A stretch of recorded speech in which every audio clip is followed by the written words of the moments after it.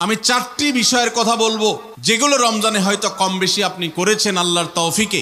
সেই চারটি আমলকে আপনি যদি রমজানের পরেও ধরে রাখতে পারেন, আমি আল্লাহর কাছে বিশ্বাস করি, আল্লাহর কাছে আমার সুধারণা যে আল্লাহ তাআলা আপনার রমজানকে সাকসেস করেছেন, আল্লাহ আপনার রমজানকে কবুল করেছেন, কারণ আপনাকে আল্লাহ আবারও ইবাদতের তৌফিক দিয়েছেন। আর সেই চারটি কাজের প্রথম কাজ হলো, আমরা অনেকেই আলহামদুলিল্লাহ সারা বছর নামাজ নিয়ে অবহেলা কম বেশি করলেও রমজান মাসের সম্মানে, তাকওয়ার মাস হিসাবে, কোরআন নাজিলে মাস হিসাবে, শ্রেষ্ঠ মাস হিসাবে, ইবাদতের মৌসুম হিসাবে রমজানে অনেকেই পুরুষরা 5 ওয়াক্ত নামাজ মসজিদে গিয়ে পড়ার চেষ্টাটা করেছে। মা বোনরা ওয়াক্ত হওয়ার পর দেরি না করে তারা নিজ নিজ অবস্থানে নামাজটা আদায় করার চেষ্টা করেছে।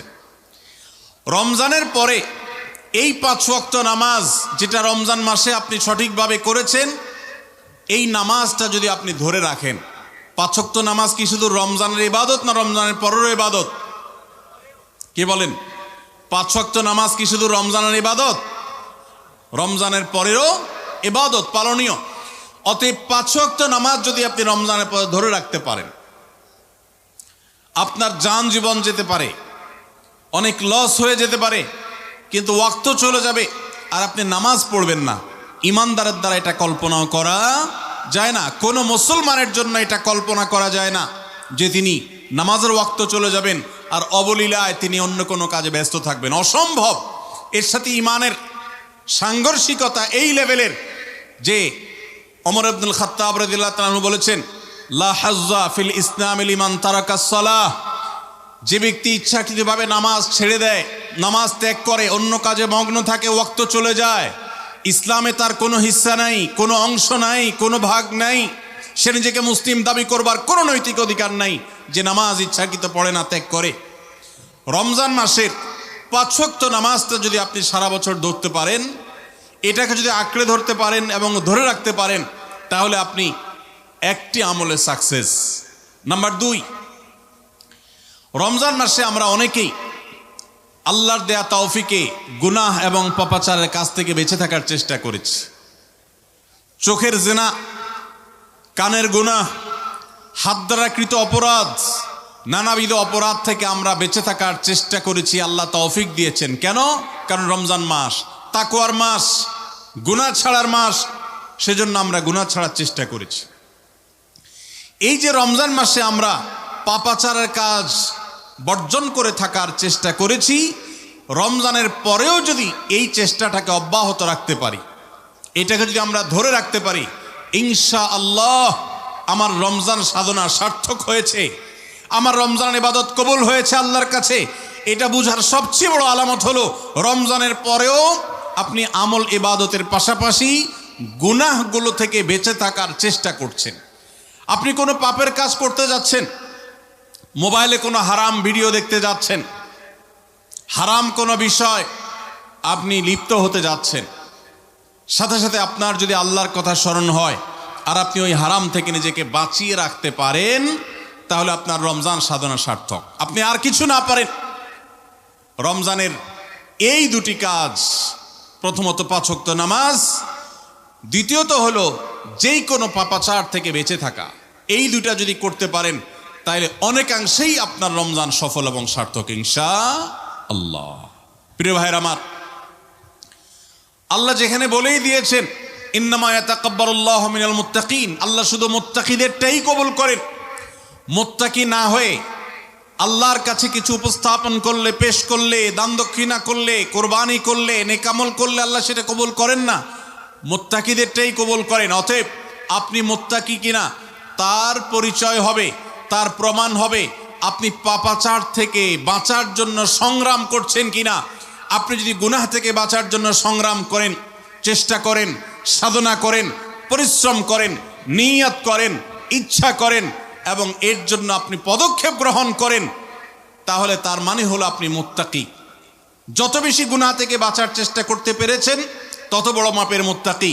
আর যত বড় মাপের মুত্তাকি, রমজানের ইবাদত তত বেশি আল্লাহর কাছে কবুল হয়েছে, সেই ধারণা আল্লাহর কাছে আমরা পোষণ করতে পারি ইনশাআল্লাহ। প্রিয় ভাইরা আমার, একজন সাহাবী নবী করিম সাল্লাল্লাহু আলাইহি সাল্লামকে জিজ্ঞাসা করেছেন, হে আল্লাহর রাসূল, কিভাবে আমি সবচেয়ে বড় ইবাদত গুজার হব, সবচেয়ে বড় আমলকারী কিভাবে হতে পারি। আমাদের কাছে বহু মানুষ কাগজ লিখে পাঠান, চিরকুট লিখে দেন যে হুজুর কোন আমলটা করলে বেশি সওয়াব হবে, আল্লাহ বেশি সন্তুষ্ট হবেন, আল্লাহর ইবাদত বেশি হবে কোন আমলটা করলে। প্রিয় ভাইরা আমার, নবী করিম সাল্লাল্লাহু আলাইহি সাল্লাম বলেছেন, ইত্তাকিল মাহারিমা তাকুন আবাদান নাস। তুমি হারাম কাজ থেকে বেঁচে থাকো, অবৈধ কাজ থেকে নিজেকে বিরত রাখো, গুনাহের ধারে কাছেও যেও না, পাপাচারের পথ মারিও না। তুমি সবচেয়ে বড় ইবাদত গুজার হবে, সবচেয়ে বড় নেক আমল হতে পারবে। অনেক বেশি নফল রোজা রাখে, অনেক বেশি দোয়া দুরুদ পড়ে, অনেক বেশি কোরআন তেলাওয়াত করে, অনেক বেশি নফল দান সাদেকা করে, অনেক বেশি নফল কাজ করে, এই লোক আল্লাহর খাতা বড় ইবাদত গুজার নয়। আমাদের স্মৃতিতে ইবাদত গুজার বলতে ভেসে ওঠে সারাক্ষণ নামাজের রত থাকা মানুষের কথা। আমাদের স্মৃতিতে ভেসে ওঠে ইবাদত গুজার মানে হলো ঘন ঘন নফল রোজা রাখা ব্যক্তির ছবি। আমাদের স্মৃতিতে ইবাদত গুজার বলতে ভেসে ওঠে যে ব্যক্তি অনেক বেশি নফল আমল, জিকির আজকার ইত্যাদিতে মাশগুল থাকে। অথচ নবীজি বলছেন, ইত্তাকিল মাহারিমা তাকুন আবাদান নাস। তুমি হারাম কাজ থেকে বেঁচে থাকো, সবচেয়ে বড় ইবাদত গুজার হতে পারবে, সবচেয়ে বড় নেক আমল হতে পারবে যদি তুমি হারাম কাজ থেকে বেঁচে থাকতে পারো। ভাইরা আমার, আপনি যদি আপনার দুই ঠোঁট দিয়ে কোনো কটু কথা, অশ্লীল কথা, গালিগালাজ এটা আপনার মুখ দিয়ে যদি বের না হয়, রমজানের আগে হতো, রমজান মাসে আপনি তওবা করেছেন, রমজানের পরেও এই সংগ্রামে আপনি জিতে আছেন, টিকে আছেন, আপনার মুখ দিয়ে কোনো অন্যায় হয় না, তার মানে হলো আপনি মুত্তাকিদের কাতারে শামিল হতে পেরেছেন, আপনি গুনাহ থেকে বাঁচতে পেরেছেন। আপনার আমল দেখা যায় না, কিন্তু এই যে গুনাহ থেকে বাঁচার সংগ্রামে আপনি জিতে গেছেন, আপনি নিজেকে বাঁচিয়ে রাখতে পেরেছেন, এটাই হলো আপনার সফলতা, এটাই হলো আপনার সার্থকতা। আজকাল নফল রোজা, নফল নামাজ, নফল দোয়া দুরুদ, নফল জিকির আজকার, নফল দান সাদকা করা মুসলমানের সংখ্যা কম নয় সমাজে। যেই মুসলমানের অভাব সেটা হলো গুনাহমুক্ত জীবন গঠন করা মুসলমানের অভাব, মুত্তাকি মানুষের অভাব, গুনাহমুক্ত মানুষের অভাব। গুনাহমুক্ত মানুষ পাওয়া যায় না। ভাইরা আমার, আমাদের চেষ্টা করতে হবে আমার হাত এবং মুখ দ্বারা কারোর অধিকার খর্ব হবে না, কারোর কষ্ট হবে না।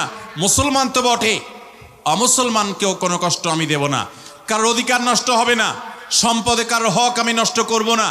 আমি ওয়াজ মাহফিল শুনলাম, দিন কি দিন শুনলাম, ঘন্টাকে ঘন্টা শুনলাম, শুনতে শুনতে আমি কেঁদে দিলাম। 2 পয়সার কোনো ভ্যালু নাই যদি আমি দোকানদারি করতে গিয়ে কাস্টমারের সাথে 2 নাম্বারি করি, কাস্টমার হয়ে দোকানদারের সাথে 2 নাম্বারি করি, জমির আইল ঠেলাঠেলি করি, আরেকজনের ফসল আমি নিজে তুলে নিয়ে আসি, অন্যায়ভাবে কারোর হক নষ্ট করি, কথা দিয়ে কাউকে কষ্ট দেই, আচরণ দিয়ে কাউকে কষ্ট দেই, কারোর কোনো অধিকার নষ্ট করি, কারোর গীবত শিকায়েত করি, কারোর পেছনে তার সমালোচনা করি, কাউকে নিয়ে ব্যঙ্গ বিদ্রুপ করি, কাউকে আমরা ব্যঙ্গ নামে ডাকি, ফেসবুকে, সোশ্যাল মিডিয়াতে অথবা অফলাইনে অনলাইনে যেই কোনো সেক্টরে, যেই কোনো জায়গাতে, যেই কোনো প্ল্যাটফর্মে এ ধরনের গুনাহের কাজে যদি আপনি লিপ্ত থাকেন, তো আপনার এই শত শত মাহফিল, হাজারো মাহফিল শোনা, মাহফিলে আসা, এটার কোনো মানে হতে পারে না। আল্লাহ আমাদের সবাইকে রমজান মাসে গুনাহ থেকে বাঁচার যে চেষ্টাটুকু আমরা করতাম, রমজানের পরেও সেটাকে আমাদের ধরে রাখার তৌফিক দান করুন। রমজানের পরে গুনাহ থেকে বাঁচার চেষ্টা করব তো ইনশাআল্লাহ। অনেক ভাইরা আছেন অনেক হারাম কাজ করেন নাই, কেন? রমজান মাস, কিন্তু এখন আবার সেটা শুরু করে দিয়েছেন। এর মানে হলো আপনার রমজানের ইবাদত কবুল হওয়ার সম্ভাবনা ক্ষীণ। নিশ্চিত তো বলা যাবে না, তবে প্রবল সুধারণা করা যায়, সম্ভাবনা অনেক প্রবল যদি আপনার সেই রমজানের আমলগুলোকে আপনি এখন ধরে রাখতে পারেন। অন্য সব না পারেন, অন্তত আমি 4টা আমলের কথা বলেছি, 5 ওয়াক্ত নামাজ আর সকল প্রকার গুনাহ এটা থেকে বিরত থাকা, আর 3 নম্বর হলো কোরআনে কারীমের তিলাওয়াত। অনেকে আমরা আলহামদুলিল্লাহ কোরআন তেলাওয়াত করেছি রমজানে, কারণ রমজান মাস কোরআন নাজিলের মাস। আমাদের সালাফ পূর্বসূরীরা রমজান মাসে কোরআন হাত থেকে রাখতেন না। আমরা অনেকেই নিজে কোরআন খতম দিয়েছি, যারা খতম দিতে পারেন না একটু হলো তেলাওয়াত করেছেন, তারাবিতে হাফেজ সাহেবের কাছ থেকে তেলাওয়াত শুনেছেন, কোনো না কোনোভাবে কোরআনের সান্নিধ্যে এসেছেন। দুর্ভাগ্যজনক বাস্তবতা, রমজান চলে যাওয়ার সাথে সাথে আমাদের কোরআনের সাথে সম্পর্ক শেষ হয়ে গেছে। ঠিক না ভাই? ঠিক। বহু মানুষ আছে কোরআন স্পর্শ করে না। দিনের ভিতরে 2-4 ঘন্টা, 5 ঘন্টা, 6 ঘন্টা সময় পর্যন্ত অনেকে সোশ্যাল মিডিয়াতে ডুবে থাকেন, মোবাইলে ডুবে থাকেন। সারাদিন কোরআনকে স্পর্শ করার জন্য 5টা মিনিট সময় বের হয় না, ঘন্টাকে ঘন্টা কোরআনের পরিবর্তে মোবাইল ফোনকে স্পর্শ করার সময় আমাদের হয়। মনে রাখবেন, আপনার রমজানের আমল ইবাদত সার্থক হবে, সফল হবে, কবুল হওয়ার সম্ভাবনা জোরালো হবে যদি রমজানে যে কোরআন আপনি প্রতিদিন 2-4 পারা তেলাওয়াত করেছেন, এখন 2-4 পারা না পারেন 2-4 পৃষ্ঠা হলেও পড়েন, কিন্তু আপনার দিনের একটা সময় অবশ্যই বরাদ্দ থাকা উচিত কোরআনের জন্য। আজ মুসলিম জাতির যে দুরবস্থা আমরা দেখতে পাচ্ছি, পৃথিবীর পূর্ব থেকে পশ্চিম, উত্তর থেকে দক্ষিণ, চতুর্পাশে আমরা যে হাহাকার দেখতে পাচ্ছি, লাঞ্ছনা দেখতে পাচ্ছি, অপমান দেখতে পাচ্ছি, পরাজয়ের গ্লানি দেখতে পাচ্ছি, মুসলমানদের দুরবস্থার অন্যতম প্রধান কারণ হলো আজ মুসলমান কোরআন থেকে দূরে সরে গেছে। নবী করিম সাল্লাল্লাহু আলাইহি সাল্লাম বলেছেন, ইন্নাল্লাহা ইয়ারফাউ বিহাযাল কিতাবি আকওয়ামা ওয়া ইয়াদাউ বিহি আখারিন। আল্লাহ রাব্বুল আলামিন এই কোরআনের মাধ্যমে বহু জাতির মর্যাদাকে আকাশে তুলবেন। আবার এই কোরআনের প্রতি অবহেলার কারণে, অবজ্ঞার কারণে, কোরআনকে ছেড়ে দেওয়ার কারণে, কোরআন থেকে দূরে থাকার কারণে, কোরআনকে পরিহার করবার কারণে বহু জাতিকে আল্লাহ তাআলা অপমানিত করবেন, অপদস্থ করবেন, তাদেরকে আকাশ থেকে পাতালে নামিয়ে ছাড়বেন। সেই দুর্ভাগ্যজনক বাস্তবতা আজ আমরা প্রত্যক্ষ করছি। মুসলমানের ঘরে কোরআন পড়ার কোনো অভ্যাস নেই, কোরআনের চর্চা নেই, কোরআনের আলোচনা নেই, কোরআনের আলোকে জীবন গড়বার কোনো পরিকল্পনা আমাদের মধ্যে নেই। এজন্য ভাইরা, রমজান মাসে যে কোরআনের সান্নিধ্যে আমরা ছিলাম, রমজানের পরে অল্প অল্প করে হোক প্রতিদিন আপনি কোরআন তেলাওয়ার চেষ্টা করেন। 1 পৃষ্ঠা 2 পৃষ্ঠা হলে তেলাওয়াত করার চেষ্টা করেন, অর্থসহ বুঝে পড়ার চেষ্টা করেন। এইটা যদি করতে পারেন, আপনার রমজান সাধনা সার্থক ইনশাআল্লাহ। চেষ্টা করব তো কোরআন তেলাওয়াত করার। আল্লাহ রাব্বুল আলামিন গাইড বুক করেছেন। কোরআনের সবচেয়ে বড় মিরাকল হলো, কোরআনকে যে যত বেশি আঁকড়ে ধরতে পারবে, দুনিয়াতে আল্লাহ তাআলা তাকে তত বেশি সম্মানিত করবেন। ইসলামের ইতিহাসের সোনালী যুগের যারা স্বর্ণ মানব ছিলেন, সেই খোলাফায়ে রাশেদা, তাদের পরবর্তী যুগের যে সোনালী ইতিহাস ছিল, যখন বিশ্ব মুসলমানের পদতলে ছিল, মুসলমান যখন বিশ্বের সুপার পাওয়ার ছিল, গোটা বিশ্বে মানবতা তার সর্বোচ্চ শিখরে যখন আসীন হতে পেরেছে, মানবতা সবচেয়ে বেশি যখন প্রতিষ্ঠিত হয়েছে, যখন মুসলিম নয় শুধু অমুসলিমরাও সবচেয়ে সুখে শান্তিতে পৃথিবীতে বসবাস করতে পেরেছে, কারোর অধিকার খর্ব করা হয় নাই, অধিকার আদায়ের মতো আজকের পৃথিবীতে যে নাটক চলমান আছে, সে নাটক তখন হয়নি। সেই সোনালী অতীত মুসলমানদের যে ছিল, তখনকার মুসলমানরা কোরআনকে তারা আঁকড়ে ধরেছিল, কোরআনকে তারা মাথায় রেখেছিল, কোরআনকে তারা জীবনে ধারণ করেছিল, কোরআনকে তারা সবসময় স্মরণ করেছে, বরণ করেছে, গ্রহণ করেছে, কোরআন দিয়ে নিজের জীবনকে সাজিয়েছে, তার সুফল তারা পেয়েছে। আজ কোরআন আমাদের কাছে অবহেলিত, কোরআন আমাদের কাছে আজ সবচেয়ে বেশি পরিত্যক্ত। যেই গ্রন্থ বছরে আমরা রমজান মাস ছাড়া অনেকে উল্টায় দেখি না, পাঠ করি না। মোবাইলে আমার বহু অ্যাপ আছে, সাথে কোরআনের অ্যাপও আছে।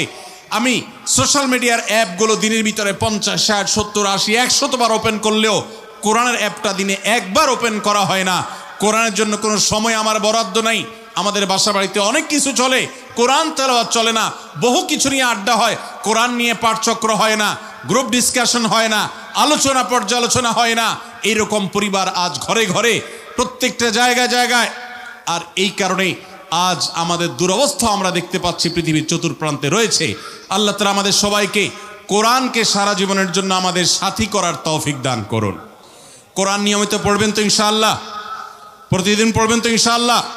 আল্লাহ আমাদের সবাইকে প্রতিদিন কোরআন তেলাওয়াতের তৌফিক দান করুন, কোরআন বুঝে পড়ার তৌফিক দান করুন, কোরআনের আলো থেকে আলো গ্রহণ করবার তৌফিক দান করুন, সমাজ এবং রাষ্ট্রকে কোরআন দিয়ে সাজাবার তৌফিক দান করুন।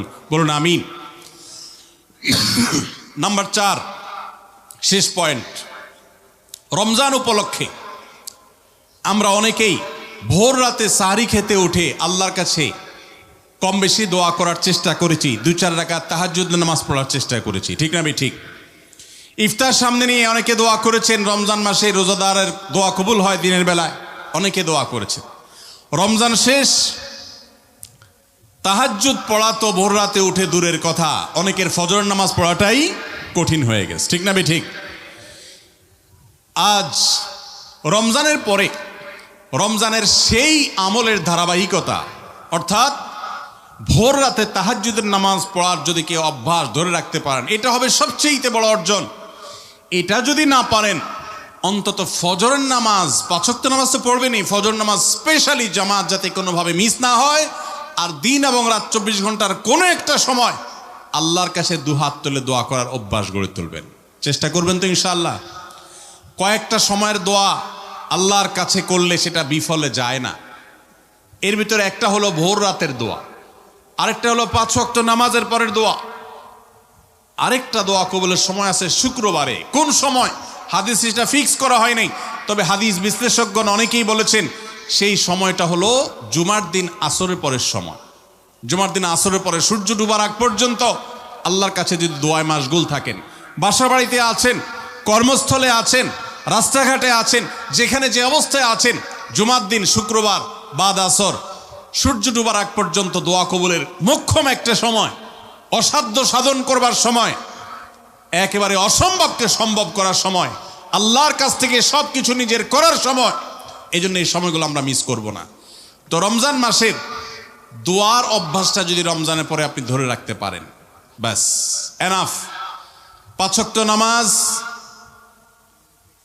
সকল প্রকার হারাম পাপাচার বর্জন, কোরআনে কারীমের তেলাওয়াত অল্প অল্প করে হলেও প্রতিদিন একটা সময় ফিক্স করে যে এই সময় কোরআন তেলাওয়াত ছাড়া আর কিছু করব না। ঘুম থেকে উঠে প্রথম কাজ হবে ওযু করে আমি কোরআন তেলাওয়াত করব, ফজর নামাজের পরে একটু পড়ব। আর 4 নম্বর হলো দিন এবং রাতের কোনো একটা সময় আল্লাহর কাছে দোয়া করার অভ্যাস করব। অনেক লোক আছি আমরা যে 24 ঘন্টার ভিতরে সপ্তাহকে সপ্তাহ, মাসকে মাস চলে যায়। অনেক নিয়মিত নামাজি মানুষ আছেন, অনেক দাড়িওয়ালা মানুষ আছেন, এমনকি অনেক মাদ্রাসার ছাত্র, এমনকি আলেমও আছেন। মাসকে মাস চলে যায়, আল্লাহর কাছে হাত তুলে একটু চোখের পানি ফেলে শেষ কবে দোয়া করেছি বলতে পারবো না। এর চাইতে বড় হতভাগা আর কেউ হতে পারে না। এই জন্য রমজান মাসের দোয়ার আমলটা, রমজানে হয়তো আপনি দিনে 4 বার 5 বার করেছেন, রমজানের পরে একবার করেন। রমজানে হয়তো 10 মিনিট 15 মিনিট 20 মিনিট ধরে দোয়া করেছেন, রমজানের পরে অন্তত 2 মিনিট ধরে দোয়া করেন। এই 4টা কাজ, 5 ওয়াক্ত নামাজ, সকল পাপাচার বর্জন, কোরআনে কারীমের তিলাওয়াত, আর দিন এবং রাতের কোন একটা সময় আল্লাহর কাছে দোয়ায় মাশগুল হওয়া। এই 4টা কাজ রমজানের, এগুলো যদি আপনি ধরে রাখতে পারেন তো ইনশাআল্লাহ আপনার রমজান সাধনা, আপনার রমজান ইবাদত বন্দেগী আল্লাহর কাছে কবুল হয়েছে। আল্লাহ আপনাকে মুত্তাকি হওয়ার তৌফিক দিয়েছেন, মুত্তাকিদেরটাই আল্লাহ কবুল করেন। অতএব আপনার রমজান ইবাদত এবং সাধনা কবুল হয়েছে, সার্থক হয়েছে, সেই সুধারণা আপনি পোষণ করতে পারেন। সবাই চেষ্টা করবো তো ইনশাআল্লাহ। আল্লাহ আমাদের সবাইকে সেই তৌফিক দান করুন। রমজান মাসের আমল এবং ইবাদত আবার রমজান আসবে, সেজন্য তোলা না রেখে এখনো, অর্থাৎ রমজান পরবর্তী সময় আমরা করার চেষ্টা করব ইনশাআল্লাহ। এটাই হলো পুরো আলোচনার সামারি। সবাই চেষ্টা করবো তো ইনশাআল্লাহ। আল্লাহ আমাদের সবাইকে তৌফিক দান করুন।